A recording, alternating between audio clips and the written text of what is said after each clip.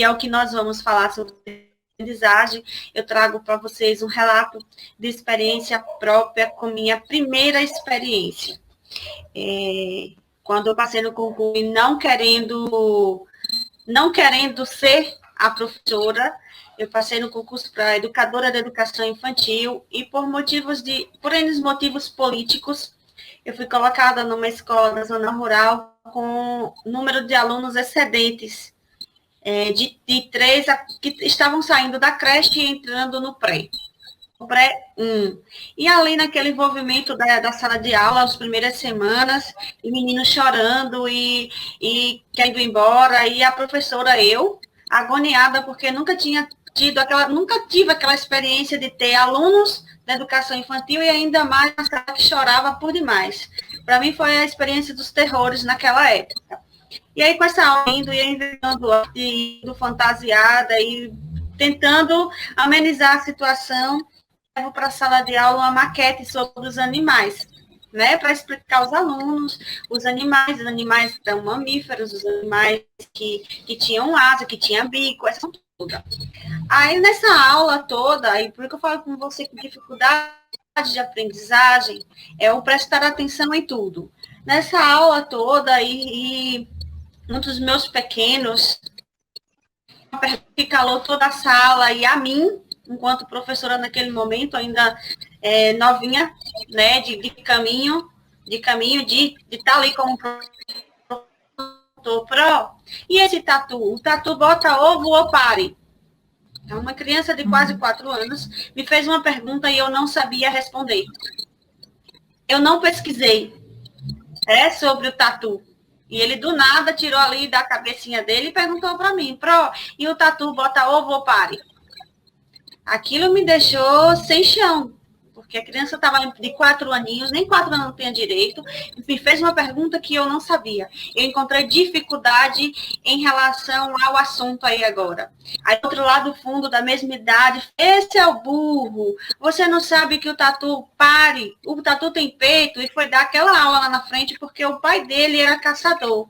Então, usou-se de concreto, daquilo que ele visualiza, daquilo que ele toca, daquilo que ele pega mesmo ali, e o que o pai vê, que o pai mostra, e que ele convive com aquilo todos os dias.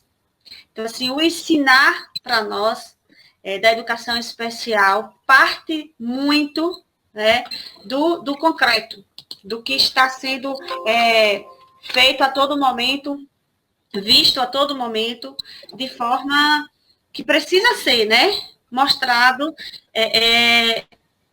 identificado, para depois ser mostrado aquilo que deve se aprender. Então, hoje nós vamos estar falando sobre as dificuldades de aprendizagem, e assim, eu trago como introdução, né, que adquirir conhecimento é um dos desafios para a criança que apresenta algum tipo de dificuldade de aprendizagem, é muito grande, né? E a partir desse pressuposto, lança um desafio ainda maior, que é a escola e os professores, no sentido de valorizar essa interação, né? Onde o professor e a criança, que de forma ele possa aperfeiçoar as condições pedagógicas, que eles facilitem essa aprendizagem, que eles venham desenvolvendo projetos, sequências, voltado para essa criança com dificuldade, que tem ali uma aprendizagem que venha com confiança em si próprio, em pegar, em ver, em sentir, ter sentimento de aceitação, certeza de serem ouvidas, tornar-se capaz de fazer algo, ele torna-se confiante. Então, a criança com dificuldade de aprendizagem aprende melhor quando encontra um ambiente que valorize suas habilidades. Se ele ainda não sabe fazer tal coisa, mas ele sabe fazer outra coisa melhor ainda.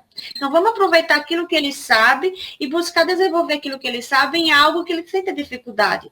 Então, habilidades, capacidade, ou seja, que tenha foco no seu desenvolvimento entre as competências. Eu preciso buscar algo que ele saiba fazer para ajudar naquilo que ele não consegue. Então, a dificuldade de aprendizagem, ela é vista, por exemplo, para nós psicopedagogos ou da área da psicologia, a gente bota sigla em tudo, né? O DA. O que esse aluno tem? O que esse aprendente tem? Ele é DA. Até os pais ficam com medo. O que é que meu filho tem? Por que você está falando que ele é DA? Nossa, DA A sigla DA é dificuldade de aprendizagem, que é um termo geral que se refere a um grupo heterogêneo de desordem manifestadas por dificuldades significativas na aquisição e utilização de compreensão auditiva, da fala, da leitura e da escrita, do raciocínio matemático, e até entre outros, no caso de visualização, tais desordens, né, consideradas intrinsecas ao indivíduo, presumindo-se que haja devidas disfunções do sistema nervoso central. Pode ocorrer durante toda a vida, problemas de autorregulação do comportamento, na percepção social e interação social, que podem existir com os que têm dificuldade de aprendizagem. Isso aí, Fonseca defende lá no livro dele, fala muito bem, no livro de 1988. Tá? O que é, né? O traduzir. E já Hashimoto, ele diz que a dificuldade de aprendizagem é uma situação momentânea da vida do aluno, que não consegue caminhar com seus processos escolares dentro de um currículo esperado pela escola e acarreta comprometimento em termos de aproveitamento ou de avaliação. Então, cada um vai dizendo uma coisa, escrevendo, estudando, e nós, professores ou psicopedagogos, é que costumamos estudar tal aluno, né, tal criança, tal aprendente, e ver o que ele precisa aprender, o que ele precisa ser melhorado diante da dificuldade dele. Então, é um leque muito grande para o DA, né? Aí vem as questões das perspectivas lesionais e cerebrais, né? Diferentes perspectivas, iniciar um trabalho de investigação no âmbito das lesões cerebrais e das deficiências mentais, tá? Aproveitando magistralmente os dados e as conceptualizações. Aí você, por que você está falando sobre isso?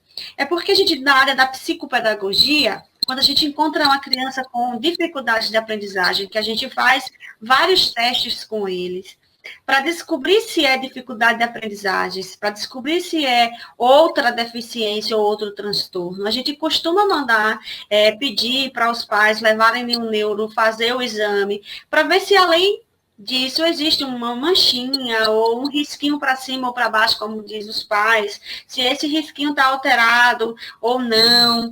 Então, esse exame volta para nós, como psicopedagogo, para a escola, para a gente ter uma estrutura em dizer, em dar esse relatório, se ele tem ou não esse problema com a dificuldade de aprendizagem.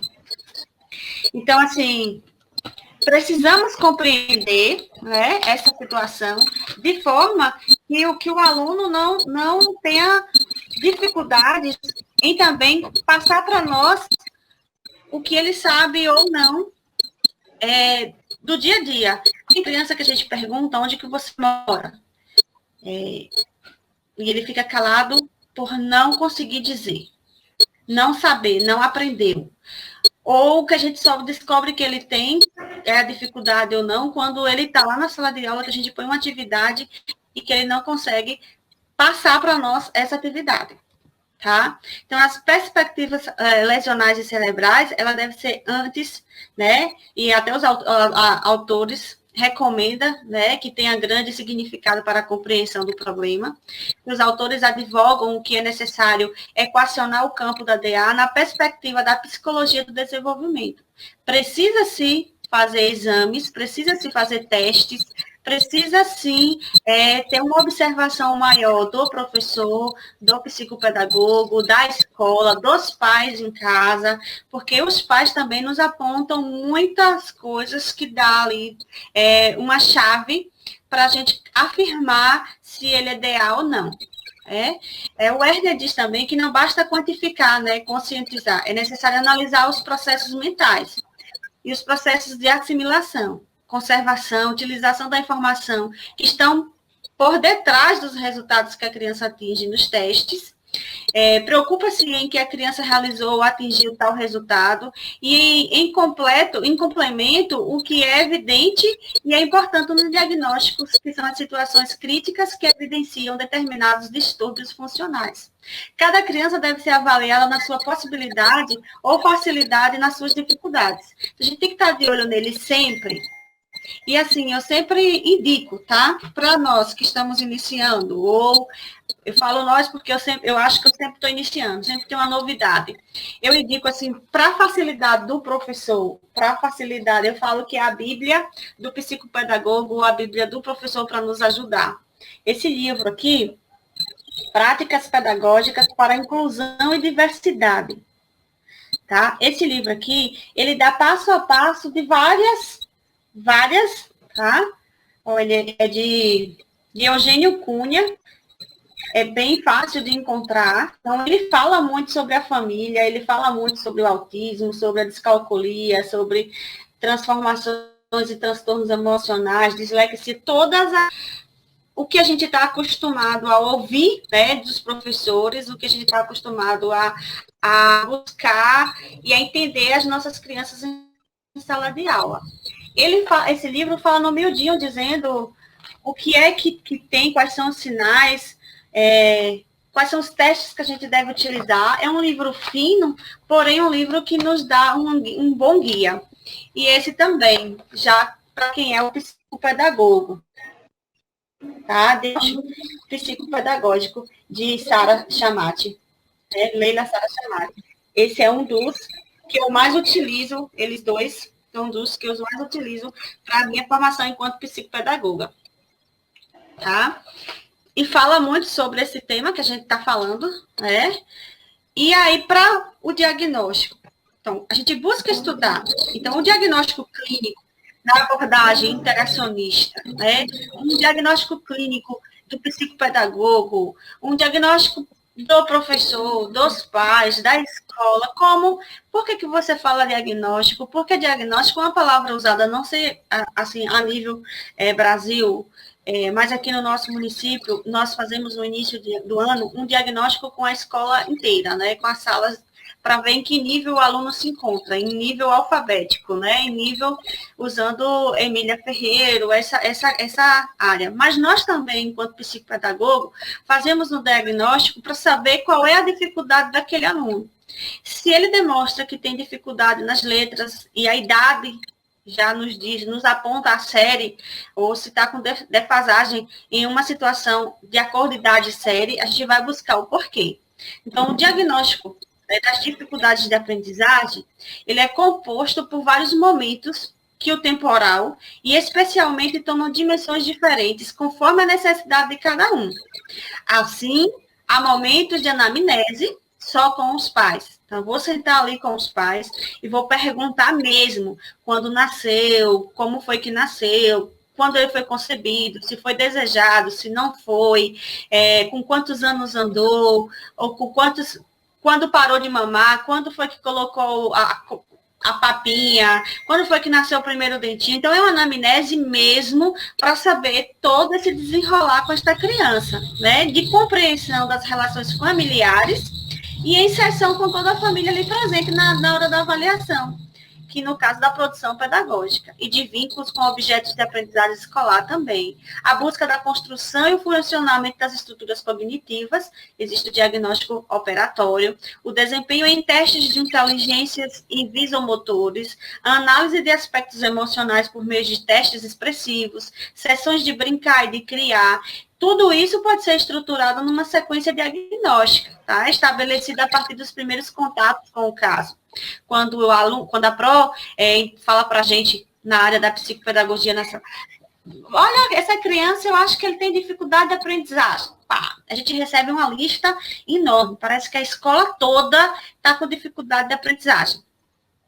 Aí a gente vai analisar. O que a gente faz primeiro? Faz um diagnóstico de palavras comuns, simples, de números. Aí a gente volta e pergunta para a Pro, essa criança, esse aluno, aprontar o quê? Por que você acha que ele tem dificuldade de aprendizagem? Ela vai sinalizar, porque não conhece uma letra e já está no primeiro ano. E não sabe uma letra. Pronto. Aí a gente agora vai fazer uma atividade com ele. Vai pedir para ele colocar palavras ou fazer um desenho. E aquilo ali vai nos dar a noção, na hora de visualizar, como ele pega o objeto, né, o lápis, a caneta, o papel, a borracha, como que ele se familiariza na hora da escrita, como é que ele faz esse traçado, como é que ele fala, como é que ele olha, como é que ele senta. Isso tudo faz parte da nossa anamnese. E nós precisamos só de uma sessão Não.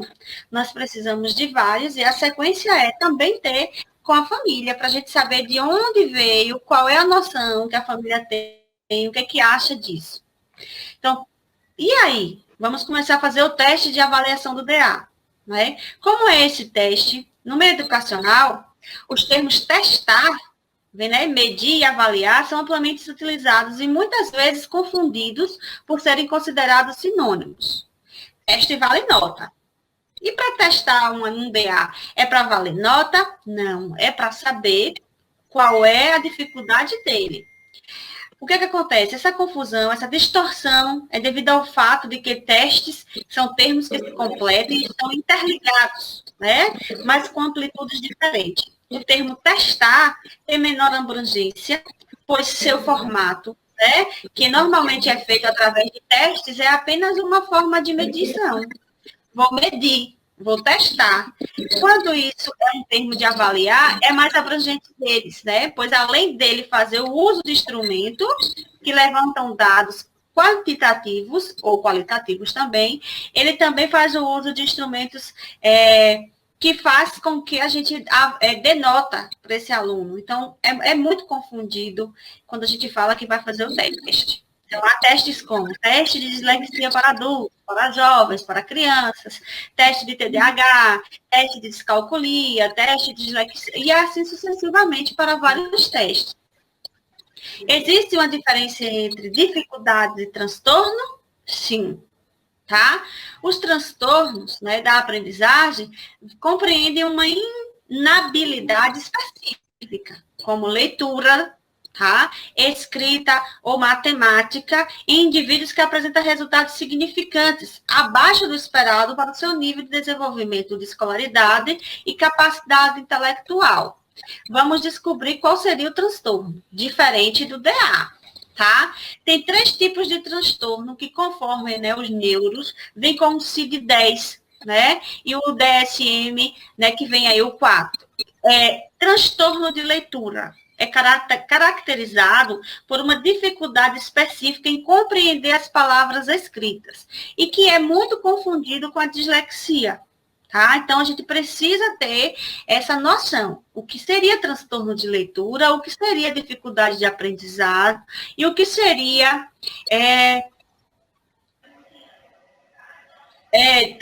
descalculia, no caso da matemática, desortografia, no caso da escrita e de leitura. Tá? Transtorno de matemática, dificuldade da criança em associar as habilidades matemáticas básicas com o mundo que cerca. E transtorno da expressão escrita, refere-se à ortografia ou caligrafia, bem como outras atividades relacionadas à escrita. Então, geralmente eles colocam lá o aprendente ou o paciente, e tem o CID-10, e a dificuldade também até de entender, né, no caso, por ser confundido com outros transtornos. A dislalia, a dislexia, a desortografia, a descalculia, a hidrocefalia, a atenção ou hiperatividade. Então, essa vem muito, né, essa mistura do que seria dificuldade de aprendizagem com os transtornos. Aí eu trago até uma charge aí da dislalia, né, como a Cebolinha fala, Cebolinha, você come a selga? Sim, Mônica. Selga, muda, surda e até a paraplégica. Ele não entendeu, né? E é o que ele falou. Então, assim, a dislalia, eu coloquei só para vocês saberem do que a gente está falando e trazer também que a dislalia pode ser subdesenvolvida em 4 tipos, né? A dislalia evolutiva, funcional, audiogênia, orgânica, a questão da dislexia, porque quem vai ficar com os transtornos é a outra colega, mas que a gente vai estar falando sobre a dificuldade de aprendizagem, e todas esses outros transtornos faz parte, tá? Da nossa dificuldade, porque é entendido assim pela escola, pelo professor, pelo pai, que ainda não tem a experiência de fazer os testes para saber do DA. Então, assim, o que faz o psicopedagogo ou o psicólogo escolar? São convictos de que o aluno era deficiente, né, ou diferentes, e que os professores não os compreendiam em suas deficiências. A atuação dos psicólogos focaliza em dois aspectos, os alunos e professores. Tá? Com o intuito de desenvolver nos alunos atitudes e comportamentos esperados pela escola, eles realizavam treinos de agilidade motora, trabalhavam com a disciplina e obediência às regras escolares, isto é, buscavam integração entre a criança desajustada aos padrões do comportamento desejado e a eliminação do comportamento inadequado. Então, assim, quando a gente está na escola, que diz que a gente está na área da psicologia escolar, tudo que o menino fizer no pátio, brigou, virou a cadeira, jogou, querem levar para a gente, como se fosse para resolver somente os desajustados. E a gente está ali como psicopedagogo, como psicólogo escolar, para ajudar nas dificuldades, para auxiliar os educadores a terem como foco não só a dificuldade, mas a promoção e a superação dos limites, né, do desenvolvimento da eficiência.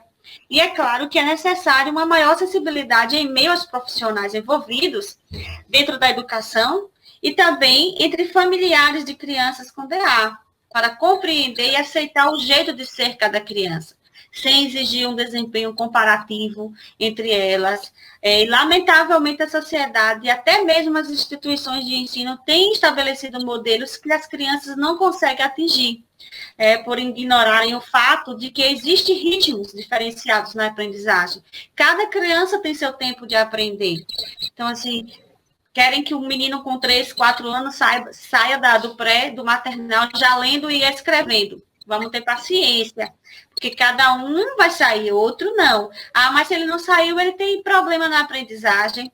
Não, vamos visualizar qual é o ambiente que ele vive, como que ele foi criado, qual foi a preparação desse aluno para ir para a sala de aula. Ele, na casa que ele vive, no ambiente que ele vive, na família que ele vive, tem outras crianças, tem adulto, só adulto, o que faz? Vive só com a babá, assiste muita TV. Hoje os meninos estão ligados, né, 24 horas no celular. O menino começou a chorar e nós pais, tome aqui o celular para o menino calar. Então, o que eles aprendem é a agilidade e a rapidez com a tecnologia. Quando você chama eles para fazer alguma coisa, hoje até estava falando nisso, para fazer alguma coisa, para dar algum recado, eles são lentos, eles voltam e perguntam 1000 vezes o que foi que a gente pediu. Mãe, ou então, é para fazer o quê? É para copiar, vira até meme, né? É para copiar, a professora está lá no quadro, escreve, é para copiar? Olha que pergunta que fazem, por conta que estão na agilidade da tecnologia e não da vivência com, né? Eu trouxe esse texto, né, da Malaguzzi, a criança é feita de 100 com C, né, 100 de número, e aí a gente lê e geralmente, até para nós professores, buscamos compreender do que é que se fala. A criança é feita de 100. De 100 o quê? Não é a pergunta. A criança tem 100 mãos, 100 pensamentos, 100 modos de pensar, de jogar e de falar. 100, sempre 100 modos de escutar as maravilhas de amar. 100 alegrias para cantar e compreender. 100 mundos para descobrir.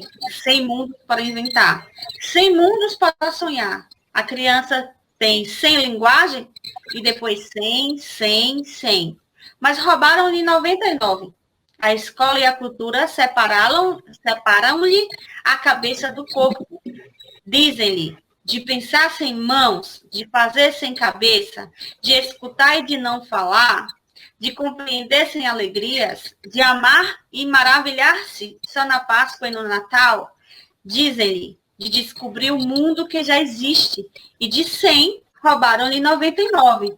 Dizem-lhe que o jogo e o trabalho, a realidade e a fantasia, a ciência e a imaginação, o céu e a terra, a razão e o sonho, são coisas que estão juntas. Dizem-lhe que a 100 não existe, e a criança diz, ao contrário, as 100 existem. Então, o que vocês compreenderam ou que compreenderia com esse texto? Deixa a gente meio que pensativos, porque a gente fica sem compreender porque 100. O que seria esse 100?